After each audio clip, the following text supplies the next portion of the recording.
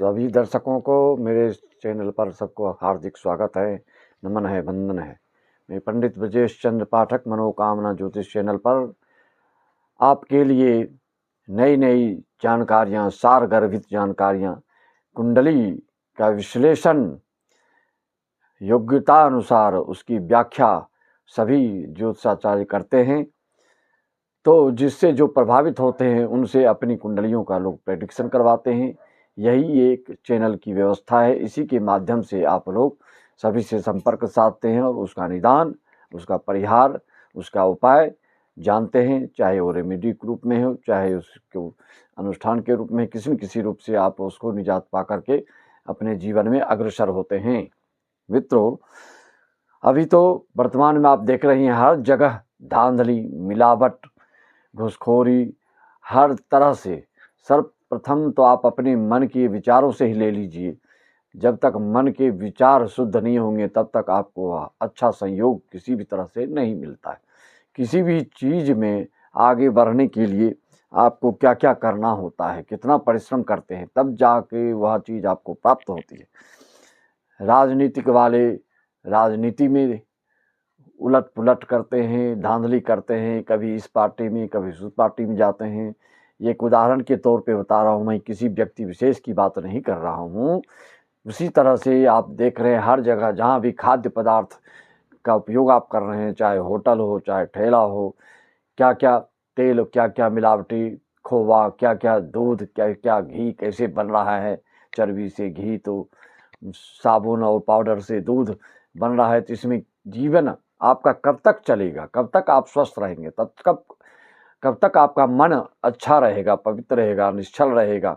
जैसा खाओ अन्न वैसा होता है मन, यह तो शास्त्रीय नियम है, अडिग है, अकाट्य है, इसको कोई हटा नहीं सकता है। हम वर्तमान के गोचरीय स्थिति से अवगत कराने के पहले कुछ आपके मनोमस्तिष्क के मनोमलिन्यता को हम दूर करना चाहते हैं और उसको जो भ्रमित हो रहे हैं, उसको दिग्भ्रमित जो हो रहे हैं, जो भ्रम बस किसी भी यूट्यूब चैनल पर जो आप सुनते हैं ज्योतिषाचार्यों का फलादेश, उससे दिग्भ्रमित होके कमेंट करते हैं कि ऐसा मेरे साथ कुछ नहीं हुआ। मित्रों, ऐसा क्यों होता है? देखिए, धर्म, अर्थ, काम, मोक्ष चारों की महत्ता है। इसमें किसी को भी एक को हटाएंगे तो आपकी जीवन शैली बिगड़ जाएगी, आपके जीवन के चलने का मार्ग जो प्रशस्त नहीं हो पाएगा और आप कहीं न कहीं कुंठित होकर कहीं न कहीं आपका पतन होना निश्चित है, अवश्यंभावी है, इसको कोई टाल नहीं सकता है। जहाँ पर जिन जिन चीज़ों की ज़रूरत है उसको आपको उसमें से कोई भी एक चीज़ हटाएंगे तो वह कार्य नष्ट हो जाता है। जैसे आजकल ब्राह्मण, क्षत्रिय, वैश्य, शूद्र में ही आपस में ही एक दूसरे पर आरोप प्रत्यारोप कर रहे हैं। इसे चारों में से एक भी नहीं रहेगा तो चारों नष्ट हो जाएंगे। इसको आप मान के चलिए।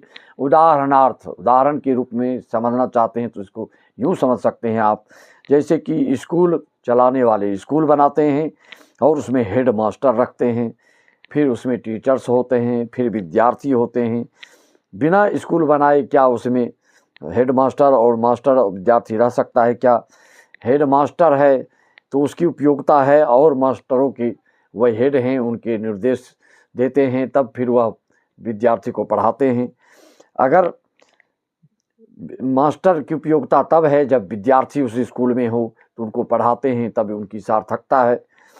अगर उसमें विद्यार्थी ना हो स्कूल में तो टीचर किस काम का, और फिर टीचर ना हो तो हेडमास्टर किस काम का, हेडमास्टर ना हो तो फिर वह स्कूल किस काम का। सब के सब एक दूसरे से कड़ी सी जुड़ी हुई बातें होती है।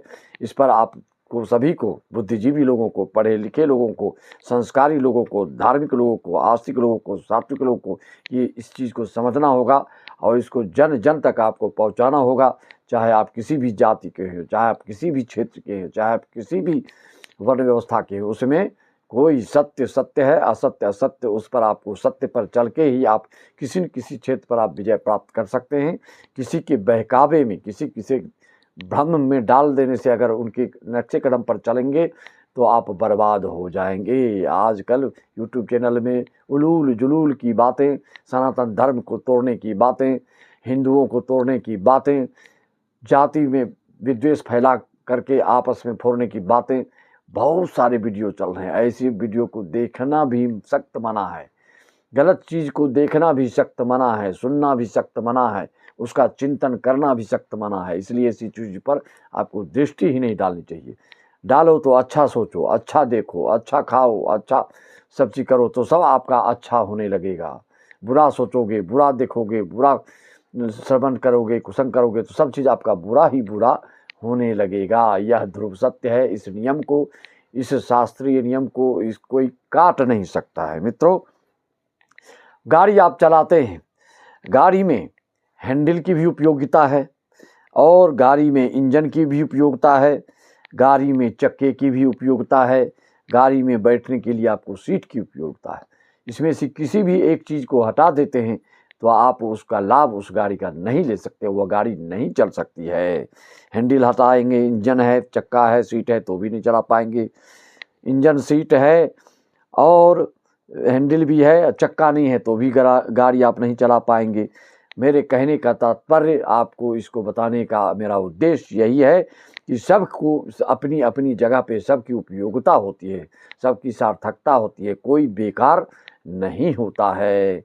बैंक में हो कि चाहे राजनीतिक क्षेत्र हो कि चाहे कोई मैनेजमेंट क्षेत्र हो, जहाँ पर कि एक ही आदमी एक ही काम नहीं करता है, सबके लिए अलग अलग दायित्व, अलग अलग कार्य करना होता है, तभी वह संपन्न होता है और अच्छे से वह कार्य आगे बढ़ता है। ये समझने के लिए आपको बताया। इसी तरह से आप ब्राह्मण, क्षत्रिय, वैश्य, शूद्र में भी किसी को भी यह एक आपके जीवन शैली को चलाने के लिए बनाया गया है, ना कि इसमें भेदभाव है। मूर्खों को कोई समझा नहीं सकता है। फूलई फरई ने बेत, जौ गुरु मिलहि बिरंच समा। मूर्ख लोग को कोई समझा नहीं सकता है। अगर ब्रह्मा जी भी साक्षात आके आपको समझाएं तो भी ऐसे लोगों को समझाना ही व्यर्थ होता है। ऐसे लोग को साथ बहस करना, शास्त्रार्थ करना भी बेकार होता है। इसीलिए अपनी अपनी जगह पे ही सब चीज़ सार्थक होता है। आपकी कुंडली में ग्रहों का खेल के बारे में भी मैं इतनी भूमिका, इतना उदाहरण इसलिए दे रहा हूँ कि आपकी कुंडली में भी इसी तरह की बातें होती हैं। क्या होती हैं? माइनस माइनस प्लस होता है, प्लस प्लस माइनस होता है। राहु को शक्ति और केतु, राहु को शनिवत और केतु को मंगलवत फल बताया गया है। राहु जिसकी कुंडली में अच्छी स्थिति में होती है तो बहुत बड़े बड़े राजनेता और फिल्म उद्योग में काम करने वाले बड़े बड़े उद्योगपति बन जाते हैं। और इस कलयुग में, घोर कलयुग में राहु का दायित्व तो सर्वाधिक है, क्योंकि गलत चीज़ों से ही लोग जल्दी आगे बढ़ते हैं। और राहु शुभ स्थिति आपकी कुंडली में है तो समझ जाइए कि आपके कलयुग में आप राजा हैं, राहु आपको राजा बना देते हैं।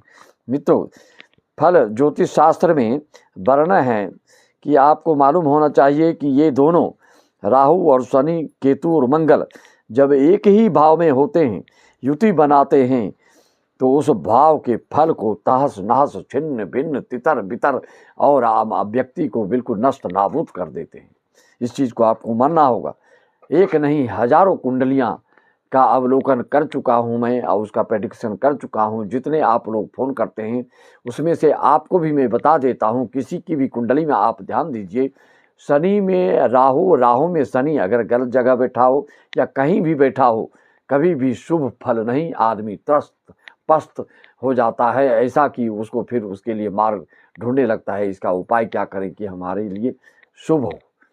केतु मंगल एक जगह, एक ही घर में हो, एक ही भाव में है और केतु में मंगल या मंगल में केतु आए तो आपके जीवन में भारी उथल पुथल, और शारीरिक रूप से हो, चाहे आर्थिक रूप से हो, चाहे मानसिक रूप से हो, चाहे शासकीय सेवा के रूप से हो, चाहे उद्योग धंधा की बात हो, जिस भाव से यह कनेक्शन रखते हैं उस भाव में बिल्कुल तहलका मचा देते हैं, विस्फोटक स्थिति पैदा कर देते हैं। इसको आप मानना होगा, इसको आप समझना होगा।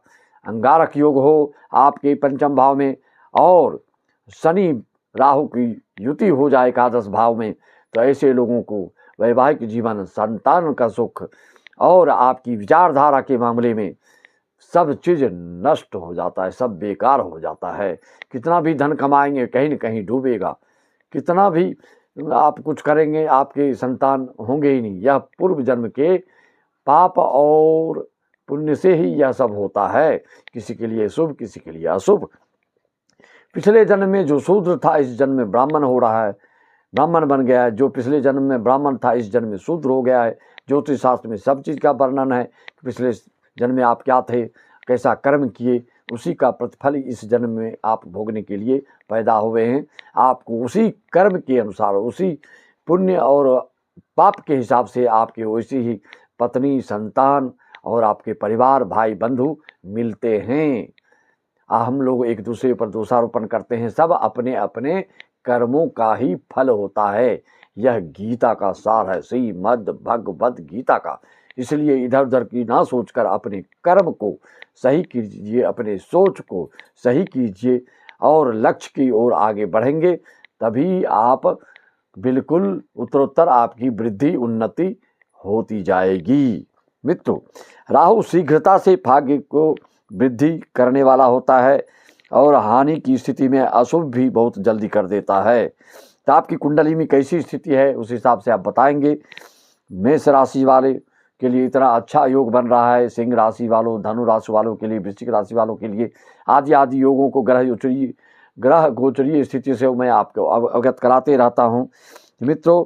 लेकिन ये ग्रहों के साथ होने पर कितना अनर्थ हो जाता है, यह भी आपको समझना होगा।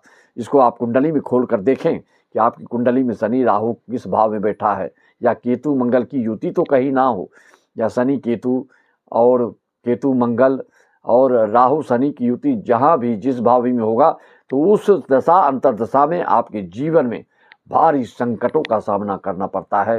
वो चाहे किसी भी क्षेत्र से संबंधित हो। सप्तम में होगा तो वैवाहिक जीवन से, पंचम होगा तो संतान से संबंधित, सप्तम में उद्योग धंधा से संबंधित भी दिक्कत करता है, लग्न में होगा तो आपकी विचारधारा से कभी कुछ सोचना, कभी कुछ सोचना, कभी कोई रोजगार करना, कभी कोई व्यवसाय करना, कभी नौकरी को सोचना, कभी व्यवसाय को सोचना, ऐसे ही सोचते सोचते ही जिंदगी आपकी पूरी व्यतीत होने लगता है। मित्रों, शनि के साथ राहु की विशेषता राजा भी बनाता है और कब आपके लिए भारी हानि हो जाता है। आप अपनी कुंडली में देखें, अगर शनि के साथ राहु बैठ जाता है तो पिशाच योग बना देता है, मंगल के साथ बैठता है तो अंगारक योग हो जाता है, गुरु के साथ बैठता है तो गुरु चंडाल योग बना देता है, बुध के साथ बैठ जाए राहु तो जर योग बना देता है। ऐसे आदमी की बुद्धि कभी भी मौके पर काम नहीं आती, बाद में इसकी बुद्धि कुछ भी निकलती है और निकृष्ट बुद्धि हो जाती है। सूर्य चंद्र के साथ ग्रहण योग बना देता है।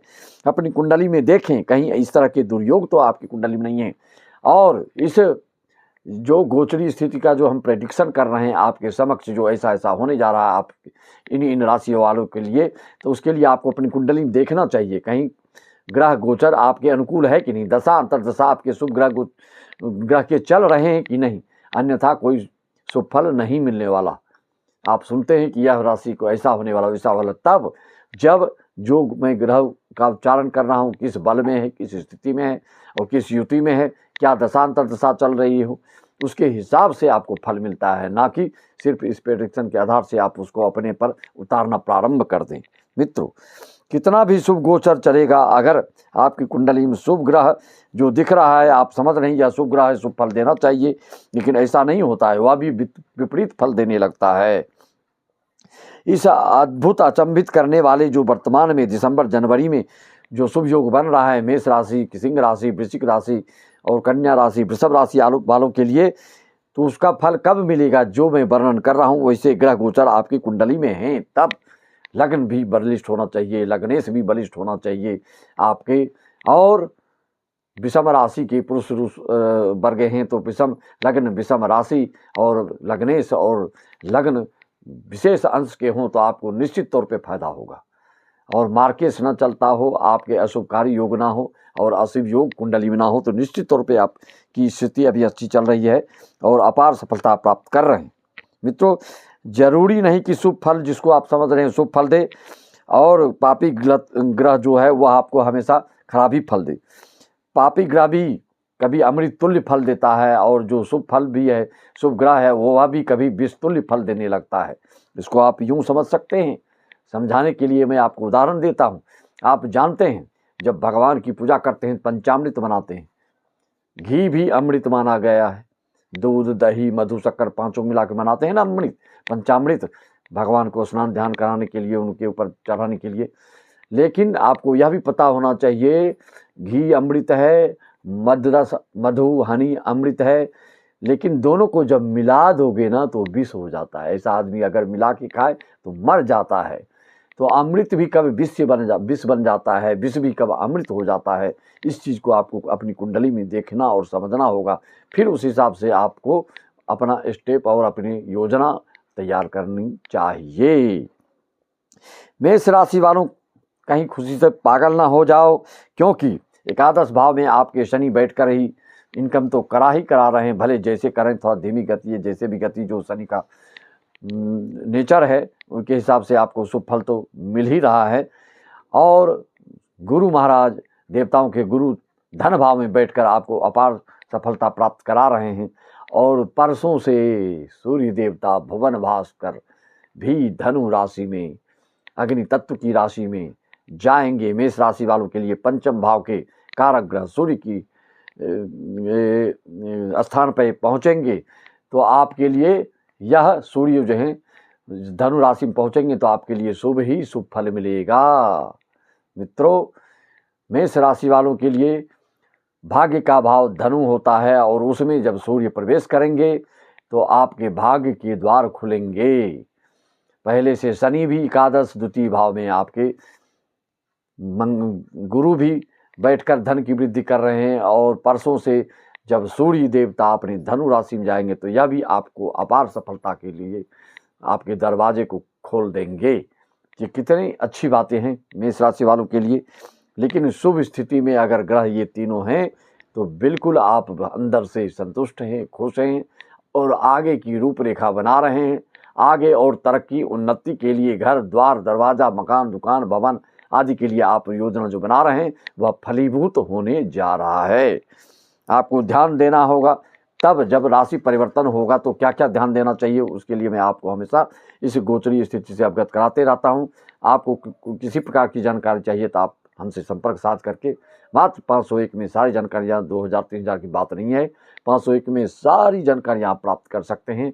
अगर कुंडली संपूर्ण जीवन की बनवाना चाहते हैं, अपना या अपने बच्चे के या किसी की जिंदगी के बारे में जानना चाहते हैं आप, चाहे वो आपके घर के हों कि बाहर को हों, तो उसकी date of birth, time of birth, place of birth देकर संपूर्ण जीवन की जानकारी आप मात्र 2100 रुपये में प्राप्त करते हैं। आपको पहले सिर्फ अपना date of birth, time of birth, place of birth देकर एक बार जो हमसे संपर्क साधेगा फिर जिंदगी भर संपर्क बनाए रखेगा। यह मेरा अभिमान नहीं, स्वाभिमान से बोल रहा हूँ, क्योंकि यह जनरल प्रेडिक्शन तो आपके ऊपर सही बैठेगा नहीं।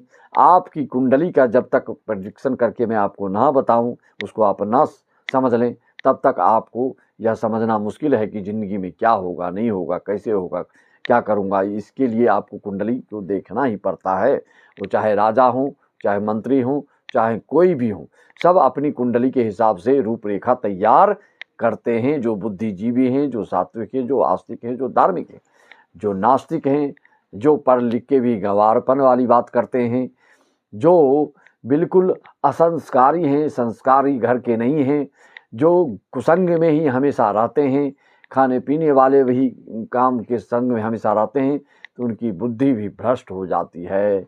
इसलिए बोलते हैं, बिनु सत्संग विवेक न होई। यह विवेक, यह सत्संग आपको तब प्राप्त होता है, राम कृपा बिनु सुलभ न सोई। जब तक आप अपने के कल्याण करने के लिए स्वयं परिश्रम और उसके पीछे नहीं पड़ते हैं, तब तक आपका कल्याण कोई नहीं कर सकता है। खाएंगे, बोएंगे आम और बोएंगे इमली, या बोलेंगे आम अब फल लगे, तो ऐसा नहीं हो सकता है। जो आप कर्म करेंगे, जो आप भोजन करेंगे, जैसी आप सोच रखेंगे, जैसा आपका चिंतन मनन होगा, वही आगे चल के आपका भविष्य निर्माण करता है। वर्तमान को सुधारोगे तो यही भूत बनेगा, भूत की भी आपकी बड़ाई होगी, आगे यही वर्तमान जो है भविष्य बना देगा, जो कि भविष्य में फिर आनंद ही आनंद की अनुभूति आपको होगी। मित्रों, एकादश शनि द्वितीय भाव गुरु आपको मेष राशि वालों के लिए बहुत शुभ फल देने जा रहे हैं। 18 मई 2025 के बाद से आपको थोड़ा सा ध्यान देना होगा उसमें ग्रह गोचरी से। मित्रों, आप जानते हैं जैसा कि नौकरी प्राप्त करने के लिए आप कितना परिश्रम करते हैं? आप बॉडी बनाने के लिए जिम में कितना दिन जाते हैं? आप जो उद्योग धंधा करने के लिए कितना परिश्रम करते हैं, कितनी तैयारी करते हैं? आप घर, अट्टालिका, बंगला आदि बनाते हैं तो कितना समय आपको लगता है?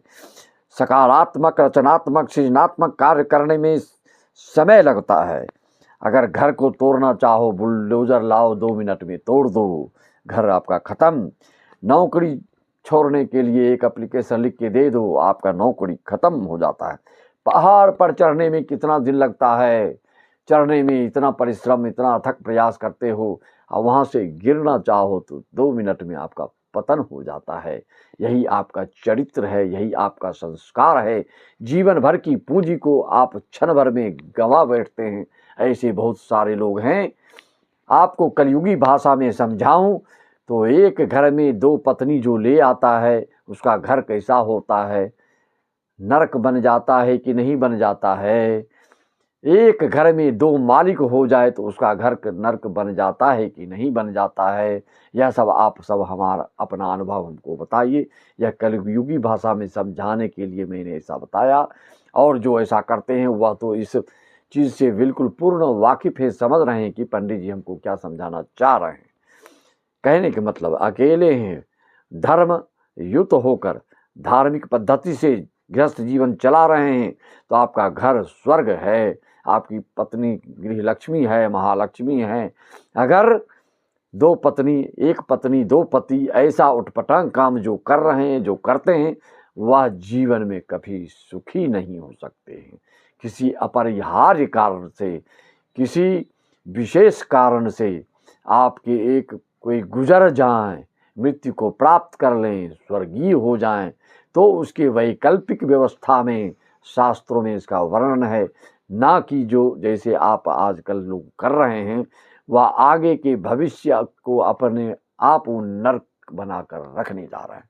यही हमारी अंतिम वाणी आप सबों के लिए, आप सबों को शुभ सोचने के लिए, आपके उज्ज्वल भविष्य की कामना के लिए यह कटु सत्य से मैं आपको अवगत इसी तरह के कराते रहता हूँ। इसी वाणी के साथ मैं अपनी वाणी को विराम देता हूँ।